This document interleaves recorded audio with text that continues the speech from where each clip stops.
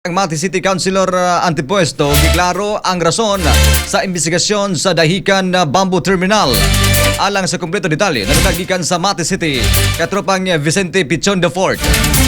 XFM Report. Giklaro karon ni Mati City Councilor Raul M. Antipuesto ang rason sa iyang panawagan ngadto sa iyang mga kaubanang mambabalaod sa syudad atol sa nilabing third regular session sa 8 City Council sa syudad kung nganong kinahanglan imbisigahan pinaagi sa pagpatawag sa mga department heads sa City Engineers Office, Bids and Awards Committee o ang uban pang mga approving authorities lakip na ang winning contractor sa nagtrending sa social media nga dahikan Bamboo Terminal. Gipasabot ni Konsehal Antipuesto nga iyang gihimo ang maong lakang nga walay sagol pa politika apan nahisubay lamang kini sa mandato nga nakasangon kaniya isip mambabalaod o kini gabahin lamang usab sa legislative action and aid of legislation sa iyang buhatan o kini mao'y saktong proseso aron mahatagan gayod o katinawan ang kalibog sa katawhan o kung mamahimo matulukan na ang isyu sa maong istruktura nga nagtrending karon online. Gidugang pa ni Councilor Antipuesto nga naghulat na lamang siya sa mga lakang usab sa buhatan ni Mati City Councilor Roger Fabio nga mao'y committee chairperson